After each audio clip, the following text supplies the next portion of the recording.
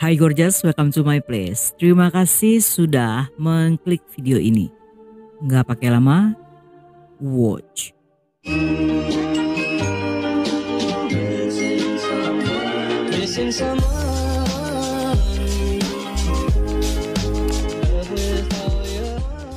Toseng dan Sui merupakan keluarga kelas menengah yang merantau dari Cina ke Kansas, Amerika. Demi kehidupan yang lebih baik, mereka memutuskan pindah ke negara itu yang di sanalah Sui melahirkan putri tunggal mereka bernama Esmi.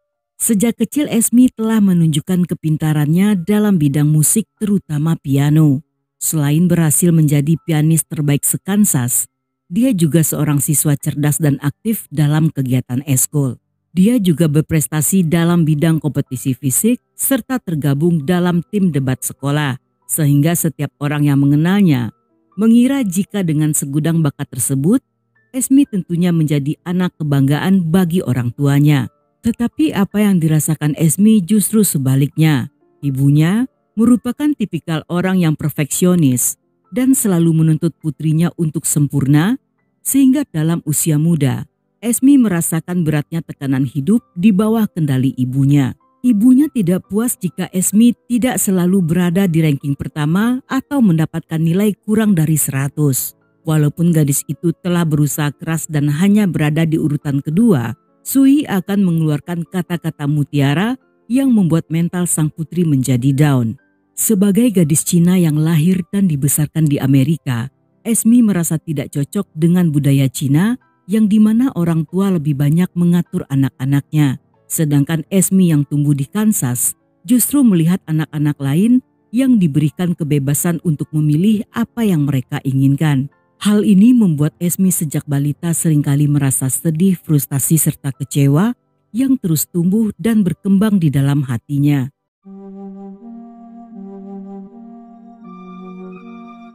Pada 19 Agustus 2005, seperti biasa Sui kembali memarahi putrinya. Dia tidak suka dengan pilihan jurusan yang akan diambil Esmi setamat SMA. Di hari itu dengan mengeluarkan rangkaian kalimat-kalimat indah yang tentunya sangat menyakitkan hati, Sui pun berkomentar tak tentu arah. Esmi yang setiap kali diomeli selalu duduk terdiam. Kali ini akibat rasa kecewa yang bertumpuk selama belasan tahun, memutuskan untuk melawan ibunya sehingga terjadi argumentasi. Di saat itu, tiba-tiba dia berlari ke dapur dan kembali ke kamar dengan membawa sajam yang digunakan untuk menikam Sui berkali-kali hingga sang ibu tewas. Ketika polisi tiba atas laporan Toseng, keadaan rumah tampak sangat berantakan dengan noda merah berserakan di mana-mana. Esmi melenyapkan ibunya dengan cara paling brutal dan di malam itu dia dibawa ke stasiun polisi. Jaksa bernama Paul Morrison membawa kasus ini ke pengadilan dewasa dengan alasan karena Esmi telah berusia 16 tahun dan perbuatannya dinilai sangat mengerikan. Dan menurutnya, Esmi pantas mendapatkan hukuman berat minimal 8 tahun, sedangkan jika dia diadili sebagai remaja, tentunya Esmi hanya akan dihukum kurang dari 6 bulan.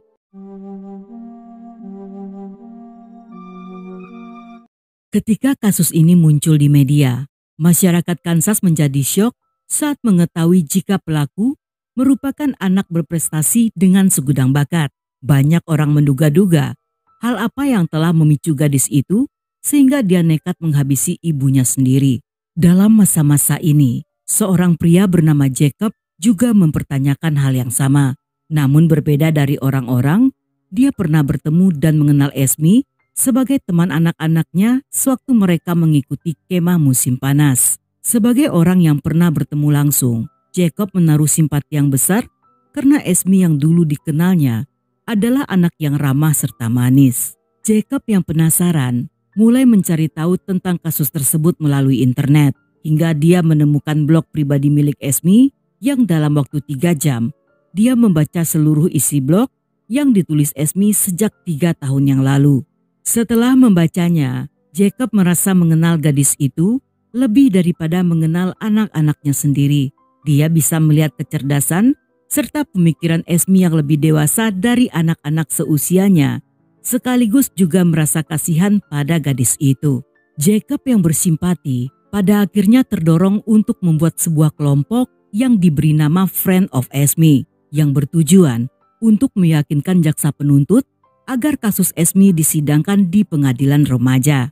Jacob juga membuat website bernama esme.com yang di sana berisi tentang berita, foto-foto, testimoni dari teman serta tetangga gadis itu.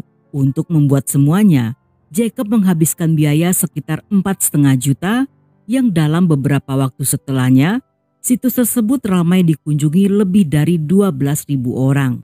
Jacob melakukan semua secara sukarela dan memakai uang pribadi untuk membayar segalanya. Pria itu tidak terlibat dalam organisasi apapun dan dia punya sumber penghasilan sendiri serta tidak berniat untuk mencari keuntungan. Semua yang dilakukannya murni atas rasa peduli dan kemanusiaan. Karena banyak yang penasaran dan ingin tahu tentang Esme, sehingga banyak orang mulai ramai mengunjungi blognya. Tetapi seperti dunia maya lainnya, selain mendapat pesan positif, di sana ada banyak netizen yang juga berkomentar buruk, mengejek, dan menuliskan kata-kata vulgar. Namun dari blog itu pula lah, perlahan para pembaca yang berotak waras mulai memahami apa yang terjadi dan mengapa Esme bisa senekat itu menghabisi ibunya. Dalam blog lainnya di livejournal.com, Esme menulis semua keluh kesah tentang orang tuanya yang ketat, yang selalu menuntut untuk sempurna, tidak suportif, dan membuatnya tampak seperti anak yang tidak berguna. Dari kisah-kisah tersebut, seolah-olah gadis itu memperlihatkan kekesalannya pada sang ibu. Dalam postingan di tanggal 30 Januari 2004, Esme mengeluh tidak bisa tidur nyenyak dan membutuhkan bantuan untuk mengatasi insomnia. Namun ketika Sui mengetahui hal ini, alih-alih membantu sang putri, dia justru memarahinya. Bahkan di lain waktu, Sui mengancam akan menjual piano jika Esme tidak berhasil memenangkan kompetisi di seluruh negara bagian. Beberapa waktu kemudian, Esme kembali dimarahi karena nilai pelajarannya yang hanya mencetak skor sebanyak 93% dari 100%. Hal ini tentunya sangat berlebihan karena bagi anak-anak lainnya, nilai tersebut hampir mencapai nilai sempurna. Sang ibu juga mengancam akan memindahkan Esme ke sekolah lain karena tidak semua nilai raportnya mendapatkan A. Dan setiap kali Esme mengecewakan orang tuanya, gadis itu akan dihukum dengan berdiri di sudut ruangan dalam keadaan polos tanpa busana. Esme mengaku tidak tahu lagi apa yang harus dilakukannya. Dan dia merasa takut jika satu waktu nanti bisa saja melakukan hal-hal buruk akibat perbuatan orang tuanya yang di masa depan membuatnya menjadi seseorang tanpa hati nurani.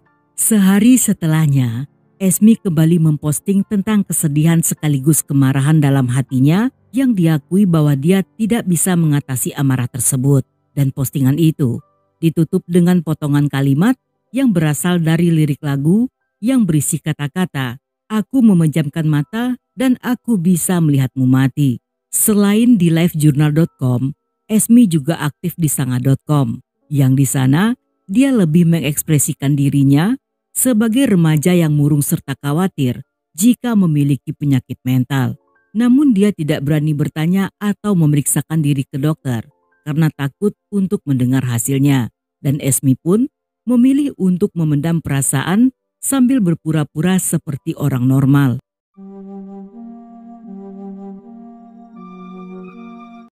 Ketika blog Esme menjadi terkenal, teman akrabnya sejak SD bernama Katie, Sarah, dan Amelia bersedia membantu untuk menceritakan tentang gadis itu. Sejak kecil, mereka berempat sangat akrab dan sering bergantian menginap di rumah masing-masing. Menurut mereka, dulunya Esme adalah siswa cerdas, lucu, ramah, dan juga hangat. Hanya saja, dia berani membentak jika ada orang yang tidak setuju dengan pendapatnya. Esme sendiri hampir tidak pernah menceritakan tentang masalah di rumahnya. Tetapi dia sangat suka membuat lelucon tentang dirinya yang keturunan Cina. Menurut Esme, dia tidak suka dengan pandangan umum terhadap orang Cina yang kebanyakan memiliki image sebagai orang yang selalu berhasil dalam bidang apapun. Dan karena dia selalu dianggap gagal oleh orang tuanya, sehingga Esme menganggap bahwa dirinya adalah perusak image tentang orang Cina. Tetapi saat itu, tidak satu pun dari ketiga sahabatnya yang mengerti maksud perkataan Esmi. Dalam masa-masa ini, di sekolah Esmi masih berprestasi dan selama 2 tahun berturut-turut dia masuk dalam daftar siswa kehormatan. Namun selang beberapa waktu setelahnya, Amelia memperhatikan bahwa Esmi mulai terobsesi dengan kesempurnaan. Ketika melihat tas Sarah yang berantakan, Esmi akan mengeluarkan isinya dan mulai menyusun isi tas tersebut dengan sangat rapi. Dia juga mulai melakukan olahraga hingga berjam-jam yang menimbulkan stretch mark di ototnya. Selain itu, Esmi juga sering menirukan gaya ibunya saat memanggilnya. Walaupun awalnya mereka berpikir jika ibu Esmi memang menyebalkan dan mengira jika Esmi hanya bercanda untuk melepaskan kekesalannya, tetapi mereka tidak pernah menyangka bahwa perlakuan ibunya membuat Esmi sangat frustasi. Bahkan orang tuanya juga menyalahkan Esmi atas semua masalah mereka. Ketika Sui dipecat dari pekerjaannya, dia mengeluh dan mengatakan jika semua itu kesalahan sang putri. Di lain hari, Esmi pernah menemukan catatan dari sang ibu yang ditempel di monitor komputernya yang bertuliskan jika Sui malu memiliki Esmi sebagai seorang putri karena Esmi dianggap malas dan mengecewakan. Walaupun kecewa, tetapi Esmi tidak menangis. Dia justru mengkoreksi tulisan Sui yang salah eja dan mengembalikan catatan tersebut pada ibunya. Di malam Natal 2003, pasangan suami istri yang merupakan tetangga dekat mampir ke rumah mereka untuk memberi hadiah. Ketika melihat banyak medali milik Esmi, dengan pandangan kagum, pasangan itu hanya bisa berkata wow. Yang bagi Esmi sendiri, reaksi tersebut merupakan hadiah Natal yang sesungguhnya karena selama ini dia tidak pernah mendapatkan pujian dari orang tuanya.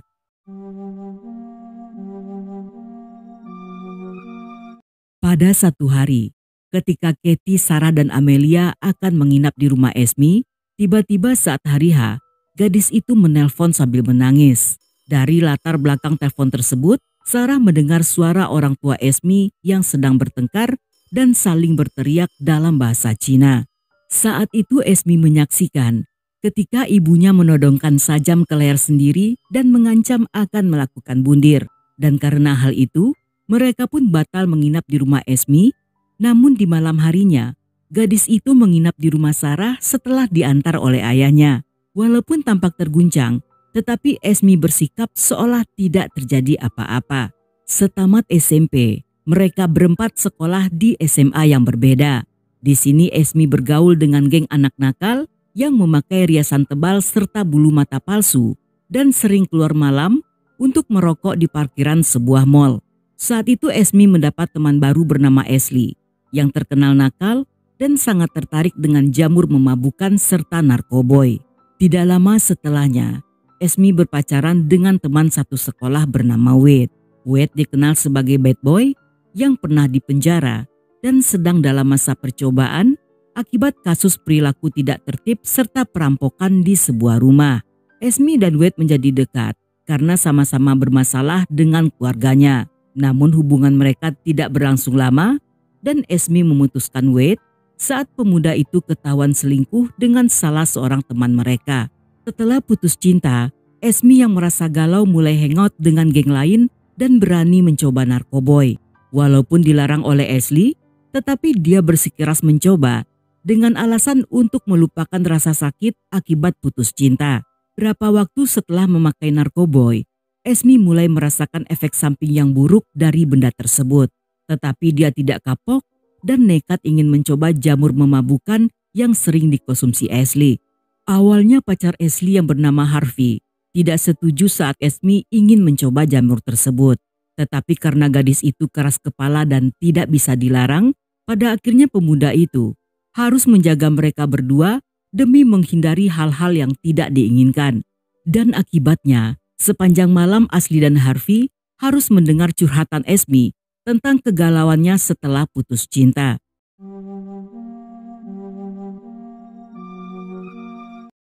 Walaupun telah berbeda sekolah, tetapi Esmi masih berhubungan dengan ketiga sahabatnya yang merasakan perubahan sikap serta pola pikir Esmi. Di malam sebelum kejadian itu, gadis itu sempat menelpon Amelia yang memperhatikan suara Esmi terdengar aneh dan sangat asing. Amelia pun memberi saran agar Esmi mencari bantuan profesional yang ditolak oleh gadis itu. Esmi juga mengatakan ingin kabur dari rumah dan saat itu dia ingin bertanya pada Nancy ibu Amelia apakah dia bisa tinggal bersama mereka. Namun karena saat itu keluarga Amelia sedang liburan musim panas, mereka pun tidak bisa membantu Esmi. Dalam postingan terakhir di blognya, Esmi menceritakan tentang dirinya yang merasa frustasi akibat hubungan asmara yang telah hancur, menghadapi ujian masuk perguruan tinggi, dan pertengkaran yang meningkat di antara orang tuanya. Dan akibat tekanan yang bertubi-tubi, Esmi yang telah berada di puncak kesabaran, di malam itu nekat menghabisi ibunya. Setelah tragedi tersebut, Harvey menyalahkan Ashley karena membiarkan Esmi mencoba jamur tersebut yang merusak kejiwaannya hingga nekat melenyapkan ibunya. Hal ini membuat mereka bertengkar karena Ashley tidak terima disalahkan dan hubungan mereka pun putus di saat itu juga. Ketika Esmi mengetahui hal itu, dia mengatakan bahwa semua bukan salah Ashley, melainkan karena dialah yang bertindak di luar nalar. Sedangkan Toseng ayah Esmi justru menyalahkan setan sebagai penyebab tragedi tersebut. Karena di malam itu bertepatan dengan hari festival hantu yang dimana roh-roh dan para hantu datang dari dunia bawah tanah untuk mengunjungi manusia yang masih hidup. Sebagai pria Cina, dia masih mempercayai tahayul dan mengatakan pada teman-teman dekatnya bahwa pada usia 58 tahun, semua pria di keluarganya akan mengalami nasib buruk.